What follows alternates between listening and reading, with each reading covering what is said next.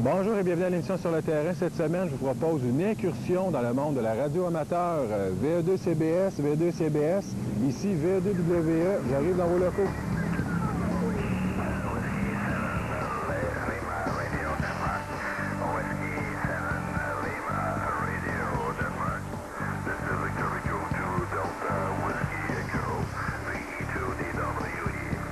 Monsieur Leblanc, comment on s'intéresse d'abord à la radio amateur? L'entrée principale de la radio amateur, c'est souvent des personnes qui ont soit fait du CB ou qui ont fait de l'écoute, donc courte. À un moment donné, ils ont tombé sur des fréquences où ils entendaient des personnes autres que ce qu'on appelle la radiodiffusion normale. Puis là, ils sont aperçus deux personnes se parler ensemble. Là, ils ont pris de l'information. Et puis là, ils en sont venus à dire, regarde, j'aimerais ça aussi parler à ce que j'entends. Parce que par onde courte, on entend le monde entier. Et ils sont aperçus qu'en écoutant les radios amateurs, ils pouvaient aussi se parler entre eux autres. Donc, de là vient le show, ils prennent l'information. Puis ici au club, Radio Amateur Sorel-Tracy, on donne la formation pour pouvoir devenir radio amateur, c'est-à-dire obtenir les licences d'Industrie Canada. Il y a 2 licences. Et puis en obtenant ces licences-là, bien, on a accès à tout ce qu'on va voir en arrière, les équipements radio, etc. Et chez vos membres, on remarque quoi exactement au niveau de l'intérêt? Souvent, les gens vont continuer à faire de la radio. Pour quelles raisons? Qu'est-ce qu'on va chercher justement en faisant de la radio comme ça? Il y en a, c'est la communication principalement. Puis il y en a d'autres, c'est l'aspect technique. On a une licence expérimentale, donc on peut modifier les équipements, on peut les changer. On a dans l'équipe en arrière des techniciens qui, eux, font la mise au point, le montage des équipements. On est justement dans le quartier général ici. Et puis il y a aussi l'aspect bénévolat. Donc les équipements qu'on possède, on les met à la disposition de la Sécurité civile du Québec. Et ça nous permet d'offrir des communications en situation d'urgence. Ça, ici, on est au quartier général. C'est ici qu'on a toutes nos infrastructures. En cas d'urgence, on est alimenté par du pouvoir d'urgence à partir d'une génératrice. Alors, à partir de ce point-là, bien, on assume les communications en grandeur de la MRC et même au-delà de la MRC s'il faut. Et vous me parlez de situations d'urgence. Pouvez-vous me donner un exemple là, de ces situations-là dans lesquelles vous êtes intervenu? Ce qui est plus connu actuellement, c'est le verglas de 98, étant donné que tous les infrastructures de communication ne fonctionnaient pas. Les radioamateurs ont assuré les communications entre les centres hospitaliers. On a d'ailleurs des équipements installés à l'Hôtel-Dieu de Sorel qui permet en cas d'urgence de relier les autres centres hospitaliers. Et on a une autre station, Relais, qui, elle, est pour la communication à la grandeur de la MRC. S'il survient un autre verglas, bien, on est capable de mettre des systèmes de communication dans les 24 premières heures où il n'y a pas d'infrastructure, il n'y a rien qui fonctionne, sauf nos équipements, ce qu'on peut opérer à batterie ou à partir de nos automobiles. Et justement, ça fait en sorte que vous êtes complètement autonome. C'est pour cette raison-là que dans une situation plus critique, on pourrait faire appel à vous, c'est ça? Exactement. On a des pratiques, on a des réseaux où les radioamateurs se rapportent à chaque modèle. Des fois, c'est 4 à 5 fois par semaine sur différentes fréquences. Et on a un exercice annuel qui nous permet, nous autres, de nous familiariser avec l'équipement et utiliser nos équipements dans des situations anormales où on n'a pas de courant, exemple, des réseaux publics. Alors, soit par batterie, panneaux solaires, énergie éolienne. On a même un bicycle, on peut pédaler pour fournir notre énergie si vraiment on est extrêmement mal pris. Et quel est l'avenir, selon vous, de la radio, de ce type de radio-là, à l'ère de l'Internet, à l'ère de plein d'autres technologies? Pour vous, ça représente quoi, selon vous, le futur là, de ce moyen de communication-là? L'Internet nous a amené à une autre dimension qu'on ne connaissait pas. C'est qu'on a été capable de relier nos équipements sur Internet. Donc, ça nous ouvre d'autres champs d'expérimentation. Et on a maintenant des répéteurs, des répétitrices numériques. On en a 2 à Sorel, puis on est capable, avec ces équipements-là, d'interfacer nos équipements, nos ordinateurs, et être en communication via l'Internet et nos radios. Et est-ce qu'il y a de la relève dans le club? Sentez-vous qu'il y a quand même un intérêt qui se développe d'année en année? L'intérêt principal, c'est souvent des personnes qui arrivent à leur retraite, qui ont toujours voulu être radioamateurs, puis pour X nombre de raisons, ils n'ont jamais été capables de le faire parce que les emplois du temps étaient trop serrés. Alors, c'est beaucoup de retraités qui commencent à s'intéresser, puis c'est une façon de voyager qui coûte absolument rien. On peut faire le tour du monde assis dans notre sous-sol. Donc, selon vous, à long terme, là, c'est une passion qui va perdurer. Oui, effectivement. Et puis, on sent aussi un attrait sur certains jeunes. Ceux qui ont un niveau de connaissance au niveau électrique, électronique, souvent, ils vont trouver quelque chose dans la radio amateur qu'ils ne retrouvent pas ailleurs, tandis que là, on peut utiliser les équipements, on peut les faire, on peut les monter, On n'est plus maintenant on appelle ça, c'est pas seulement l'expression, des plug-and-play users. On peut des utilisateurs, on branche, puis ça fonctionne. Il y a plus que ça. On peut comprendre le fonctionnement, on peut monter nos antennes, on peut installer nos antennes, monter des stations et participer à des communications en situation d'urgence. Il y en a que c'est souvent ce qui les intéresse au niveau des jeunes enfants.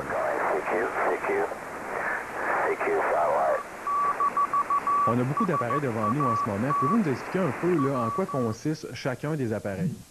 Bien, présentement, ici, nous avons un équipement qui utilise les basses fréquences, c'est-à-dire le HF, High Frequency, entre 0 et 30 MHz, qui sont les zones de propagation les plus efficaces pour les contacts à l'extérieur, dans l'Europe, à cause du mode de propagation. Okay. Présentement, essentiellement, c'est un appareil pour la télégraphie et la phonie en single sideband, qu'on appelle, un type de modulation. Et voilà, c'est un peu les fréquences que ça couvre présentement. C'est juste un spectre de nos fréquences qui nous sont permises.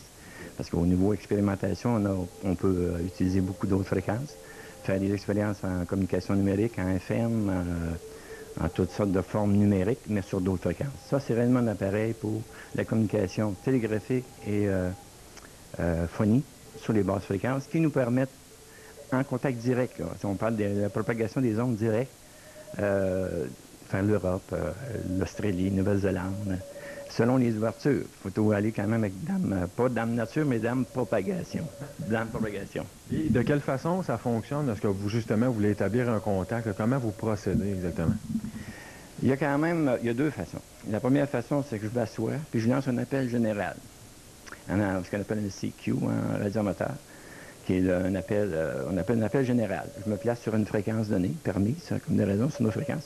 Puis je lance un appel général avec l'espoir qu'il y a quelqu'un qui va faire l'inverse, que je pourrais m'asseoir et me promener avec mon récepteur pour entendre.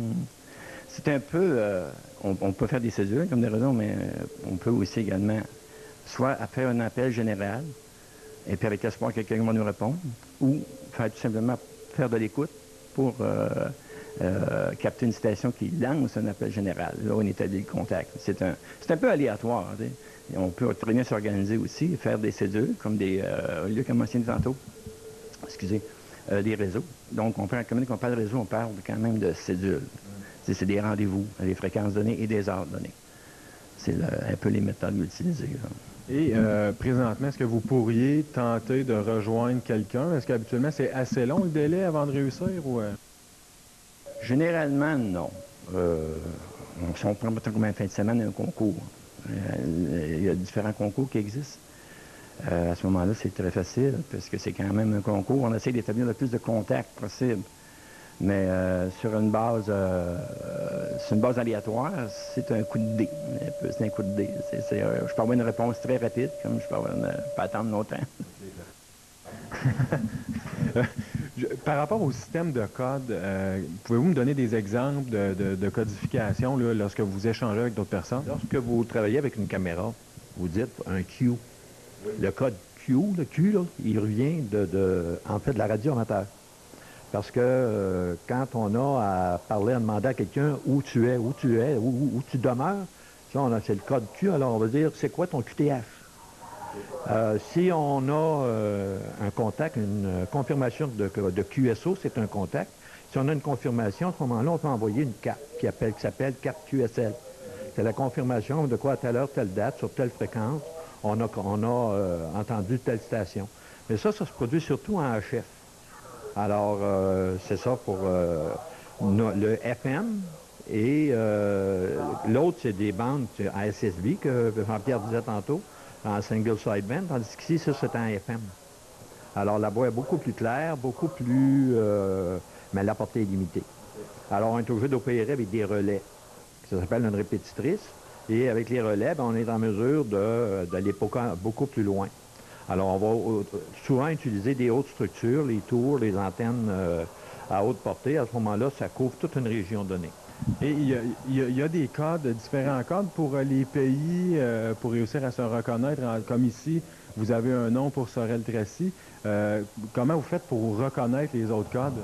Les stations au Canada, c'est la VE ou VA. VE, c'est la reine Victoria. Alors, on est une confédération dans un pays comme tel. Les Australiens, c'est VK. Les Canadiens, mais on a les provinces maritimes, c'est VE0, qui sont les bateaux, la plupart du temps canadiens, à bord duquel il y a un radioamateur. Alors, VE1, Nouveau-Brunswick et VE2, Québec, VE3, Ontario, ainsi de suite, jusqu'à VE7, qui est en Colombie-Britannique. Et lorsque vous voulez entrer en contact avec quelqu'un, qu'est-ce que vous devez dire avant même d'inviter une personne à parler ou de prononcer quelques mots? Bien, comme Jean-Pierre disait tantôt, on peut faire des cédules ou on peut lancer un appel au hasard. Là, je sais qu'il y a un confrère à Trois-Rivières qui est quasiment en permanence sur cette ligne-là parce qu'il voyage, il est toujours en auto et je peux tenter de faire un contact avec lui. Là, je peux tenter de l'appeler. Parfait, allez-y. VA2 NBZ, Eric, es-tu à l'écoute? VA2 NBZ, VA2 GFF.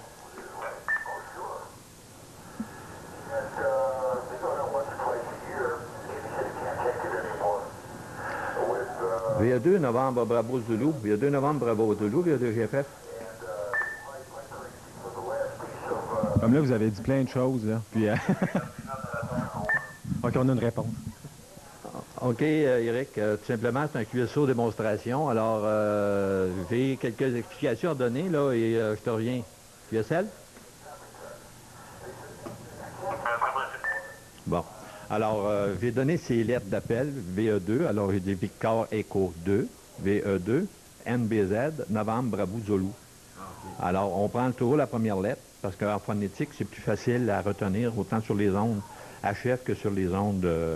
Alors, on utilise le même code, là, c'est plus clair à entendre comme tel. Mais si on m'entend, VE2, GFF, mais si on me dit Victor Echo 2, Golf, Foxtrot, Foxtrot, alors on sait que, moi, je sais que c'est GFF, mes lettres. Est-ce que lorsqu'on débute dans ce loisir-là, est-ce que c'est difficile à prendre les codes? Avez-vous un livre? Comment vous faites pour vous y retrouver?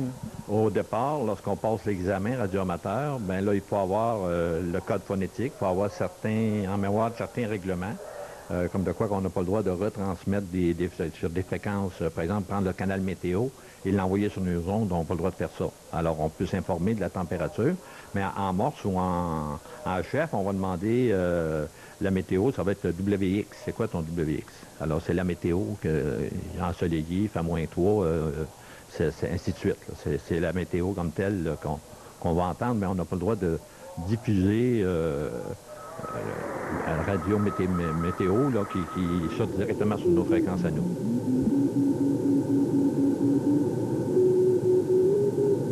Quelle est la petite histoire du club? Le club a été fondé en 1967. Il y a eu des amateurs qui sont regroupés ensemble auparavant, mais officiellement, on est incorporé en 1967. Alors, depuis 1967, on a toutes sortes d'opérations. Entre autres, on a des field days. On a des ateliers d'information. On a une réunion mensuelle et une partie de la réunion, c'est au niveau technique. Comme celle qui s'en vient au mois de novembre, on va être en mesure de présenter un logiciel qui nous sert à écouter les signaux qui sont réfléchis par la Lune. C'est des signaux qu'on n'entend pas à l'oreille, mais que l'ordinateur est en mesure de décoder. Et puis, on a une référence à l'Internet, parce que les stations, eux, transmettent vers la Lune. Et quand on reçoit les signaux, c'est coordonné par l'Internet. Alors, c'est ça l'usage qu'on peut avoir avec l'Internet. En plus, on a des exercices, on participe à des réseaux bimensuels, on fait la maintenance de nos équipements. On vient tout juste d'investir environ 5 000 $ en équipement à partir de nos activités. On a une activité annuelle, c'est le Handfest du Québec. On reçoit tous les radioamateurs du Québec. Cette année, c'est le 2 juin, ça va être 2 juin 2013, l'année prochaine. Et puis, ça permet d'échanger des équipements, du matériel et des connaissances. Et puis, c'est une façon de se rencontrer, parce que certains radioamateurs se parlent depuis je ne sais pas combien d'années. Alors, quand ils viennent à Sorel, avec ce qu'on a organisé, bien, ça lui permet de faire contact et puis de mettre un visage avec une voix. Des fois, on a des surprises. Donc, nous, on s'occupe du Handfest. On a l'organisateur depuis presque 30 ans également. Et de quelle façon le club a évolué si on compare avec les débuts jusqu'à aujourd'hui? Au début, principalement, c'est plusieurs amateurs de la région qui sont regroupés. Et puis, l'école secondaire Bernard Gariépy, dans le temps, a formé un club de radioamateurs. Et puis, plusieurs radioamateurs, ce qu'on appelait notre équipe de jeunes, ont formé un des noyaux du club qui est encore présent aujourd'hui. On en retrouve partout dans la région, dans différentes activités. Alors, Ces membres-là ont évolué, certains ont comme passion le morse, qui font beaucoup de contacts en morse sur différents concours. Certains ont pris la voie de la technique, d'autres ont pris la voie d'expérimentation, montage d'équipements, montage d'appareils. Alors le club, on chapeaute ça, puis on met des ressources financières pour nos membres qui sont intéressés à développer des nouveaux programmes ou des nouveaux projets, comme nos stations numériques actuellement. C'est des amateurs de la région qui ont lancé le projet. On a regroupé du monde extérieur même qui sont venus membres de notre club, étant donné qu'on avait un volet technique au niveau de la radio numérique. C'est combien de membres environ qui font partie de votre club? Actuellement, on a 45 membres. On oscille environ 35-45, le bon an, selon les années.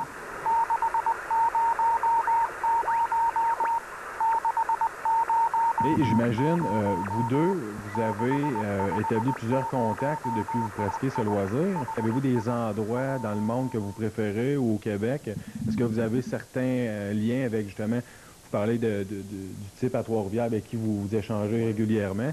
Vous, c'est lesquels le contacts que vous aimez? Si je me rapporte long time ago, on pourrait dire, ça fait quand même au-dessus de 30 ans que je fais de la radio amateur. Je me souviens très bien à mes débuts, ce qui me passionnait, c'était les missionnaires canadiens qui étaient au Pérou, en République dominicaine, que c'était quand même le seul moyen de communication avec le parenté ici au Québec. Fait qu'on faisait ce qu'on appelait des phone patch.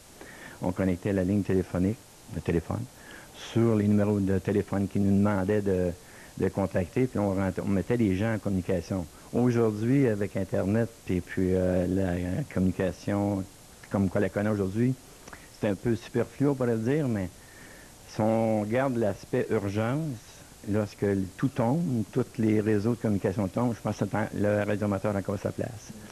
Et le contact qui m'a marqué le plus, c'est avec la station spatiale. J'ai contacté la station spatiale à 2 reprises, les astronautes, entre autres, M. Bill McArthur, qui était très sympathique. Ce sont des gens qui sont à bord de la station, ils ont beaucoup de travail à faire, mais ils ont beaucoup de temps aussi. Ils sont là pour 6 mois, comme notre astronaute canadien Chris Hadfield va monter prochainement pour 6 mois. Ils ont beaucoup de travail et ils ont beaucoup de temps libre aussi. Ils aiment bien parler aux radioamateurs. Ça, c'était un des contacts que j'ai retenu le plus, parmi tant d'autres. Mais au début, c'est quand même les communications avec les frères, les missionnaires au Pérou et en République dominicaine. Et vous? Moi, j'avais de la visite chez moi, mon beau-père et ma belle-mère, et à un moment donné, mon beau-père qui était assez sceptique sur les communications, et à ce moment-là, c'était à mes débuts, alors je n'avais pas les moyens de faire des grosses antennes et l'autre, alors j'ai fait ça en broche de corde à linge, j'ai fait une antenne, et d'ailleurs, c'était mon dada préféré, moi, fabriquer des antennes. Et à un moment donné, j'ai dit, venez, le beau-père va vous montrer ce qu'on... Fait que là, j'ai lancé un appel général. Et c'est un soldat français dans le désert du Sahara qui m'a répondu. Et le beau-père est parti en courant pour aller dire à ma belle-mère, alors c'est effrayant, avec un bout de broche de Titi-là, il est capable de parler en Afrique. Alors ça a été un événement marquant que je raconte assez souvent. C'est un petit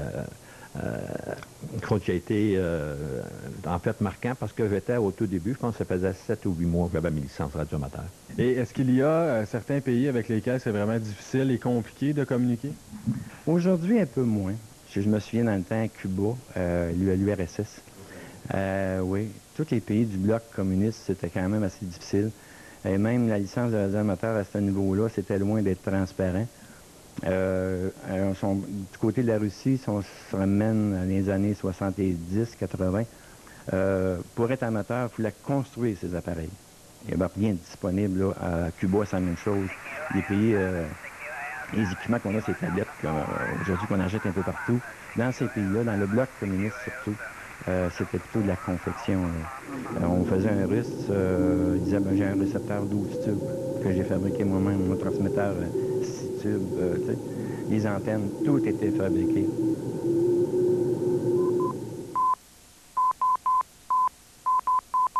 VA2 CBS, VA2 CBS ici, VA2 DW qui appelle. Oui, bonjour, VA2 DW, ici VA2 CBS. C'est que, comment ça va mon ami Joey, comment ça va pour l'équipement?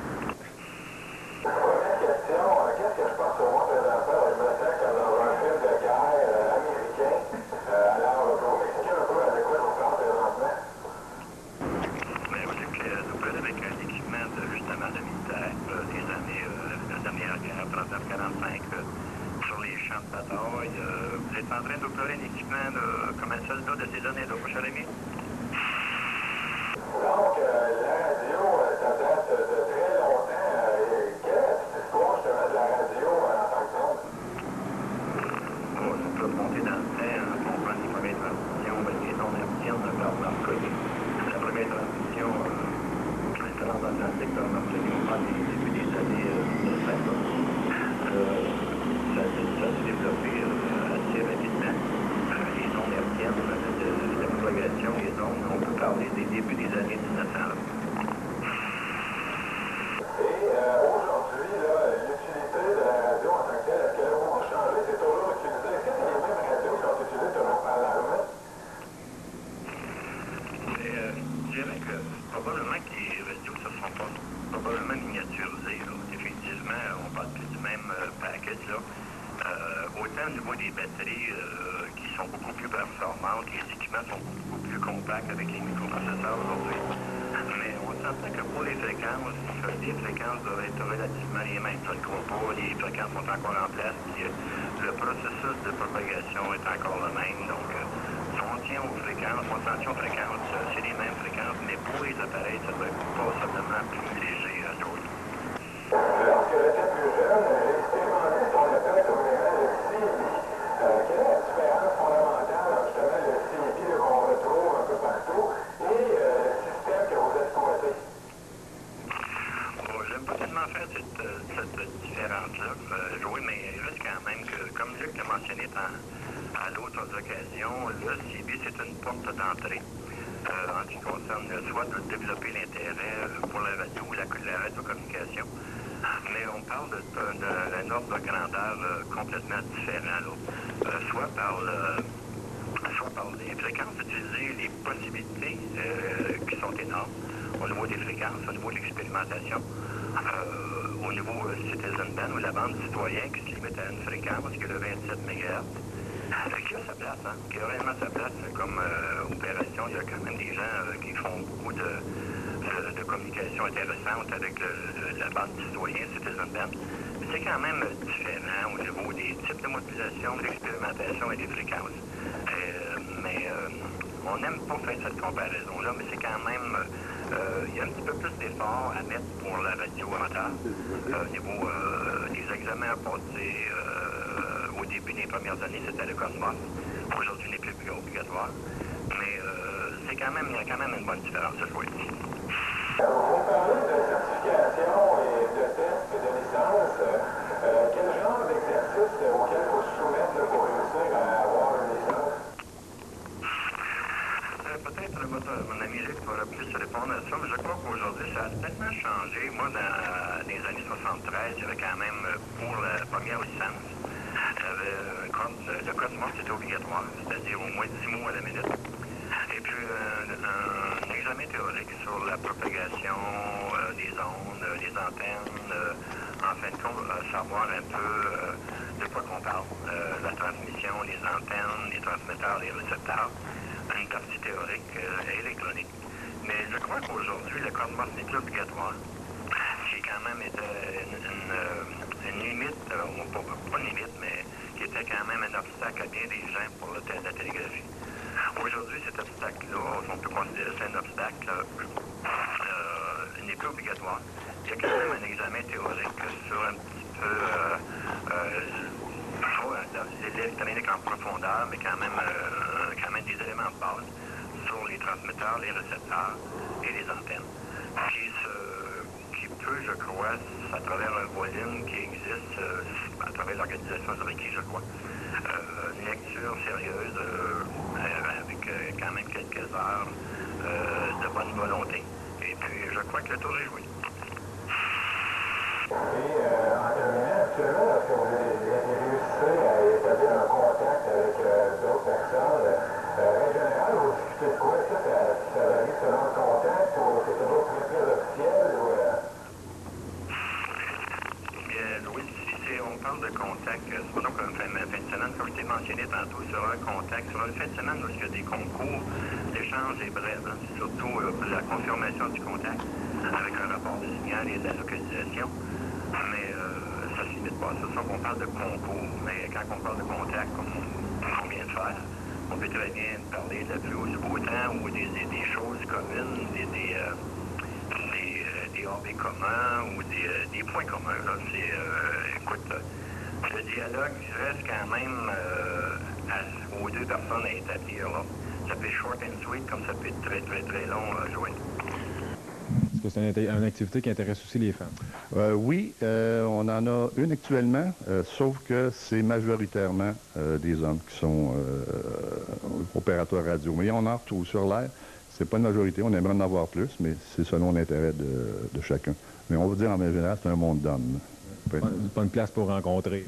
Non, on est mieux sur Internet. Donc, en fait, il n'y a pas vraiment de limite là, sur le niveau de discussion. Je pourrais établir un contact avec un membre en France et lui parler de mes problèmes conjugaux, c'est ça? Ouais, pourquoi pas. Mais on se répète, on se rapporte à ce qu'on a mentionné tantôt. Je me souviens des premières années avec la Russie, les années 73, 74, 75. On voyait qu'il y avait quand même, c'était des gens qui étaient énormément surveillés. À mesure qu'on sortait en dehors du domaine technique, si on tombait sur du monde personnel ou même politique, la personne ne revenait pas lorsqu'on lui repassait le dos. Moi, aujourd'hui, je crois que c'est tout le cas, mais on peut réellement parler de tout aujourd'hui. Je vous remercie infiniment de l'expérience que vous avez faite aujourd'hui. Alors, je vous dis salut à vous, au Club de radio amateur de Sorel-Tracy. Et aux gens à la maison, je vais vous dire merci de nous avoir accompagnés durant toute cette saison. Et je vous donne rendez-vous en janvier prochain. Salut. Salut, Joël, une belle salutation. Et puis, j'espère bien peut-être un jour te contacter sur les bandes de radio amateur. Ici, CBS, qui termine des émissions.